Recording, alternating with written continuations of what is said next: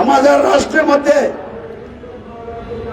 অন্যতম দুটো পার্থক্য হচ্ছে, সমাজের বল প্রয়োগের ক্ষমতা নাই, কিন্তু রাষ্ট্রের বল প্রয়োগের ক্ষমতা আছে। সমাজের জন্য নির্দিষ্ট ভূখণ্ডের দরকার হয় না, কিন্তু রাষ্ট্রের জন্য নির্দিষ্ট ভূখণ্ডের দরকার হয়। আমাদের এই বাংলাদেশ একটি রাষ্ট্র, এবং এই রাষ্ট্রে ধর্মীয় দিক থেকে সমাজ আছে না নাই? ধর্মীয় দিক থেকে সমাজ কয়টি? মুসলিম পরিচয় দানকারীদের ধর্মীয় সমাজ, হিন্দুদের ধর্মীয় সমাজ, বৌদ্ধদের ধর্মীয় সমাজ, খ্রিস্টানদের ধর্মীয় সমাজ। তাহলে ধর্মীয় দিক থেকে চার সমাজের লোকেরা এই বাংলাদেশে বসবাস করে।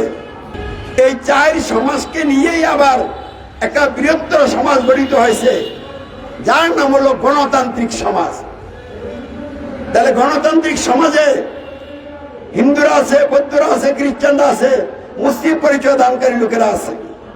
এই যে গণতান্ত্রিক সমাজ, এই গণতান্ত্রিক সমাজের লোকেরাই আবার গণতন্ত্রের ভিত্তিতে সংবিধান রচনা করে এই সংবিধান দিয়ে একটা রাষ্ট্র গঠন করেছে,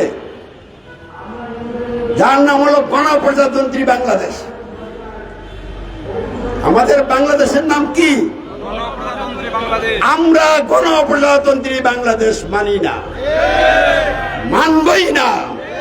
এই জন্য ফাঁসির মঞ্চ রেডি হলে, ফাঁসিতে ঝুলব আল্লাহর ইচ্ছা হলে, কিন্তু গণপ্রজাতন্ত্রী বাংলাদেশ আমরা মানি না। আমরা মানি খিলাফত বাংলাদেশ। যেহেতু গণতন্ত্র মানি না, গণপ্রজাতন্ত্রী বাংলাদেশও মানি না। যদি এটাকে আপনারা ভালো চোখে না দেখতে পারেন, আপনারা আপনাদের শক্তি নিয়ে রাজপথে নামেন, দেখা যাবে আপনারা কয়দিন টিকতে পারেন। আমার রবের আযাব গজবের শিকার হয়ে তছনছ হয়ে যাবেন। ফেরাউন টিকতে পারে নাই, নমরুদ টিকতে পারে নাই, আবু জাহেল গঙ্গা টিকতে পারে নাই। আজকে আপনারা যারা আল্লাহর বিরুদ্ধে বিদ্রোহ করে তন্ত্রমন্ত্র দিয়ে রাষ্ট্র চালাচ্ছেন, আপনাদের শক্তি কতটুকু আছে? আপনারা তো কেউ ফেরাউন হইতে পারবেন না, নমরুদ হইতে পারবেন না, আবু জাহেল হইতে পারবেন না। অতএব সাবধান হয়ে যান, সতর্ক হয়ে যান, আর মহান রবের বিরুদ্ধে বিদ্রোহের পথে চলে নিজেদের জীবনটাকে ধ্বংস করবেন না।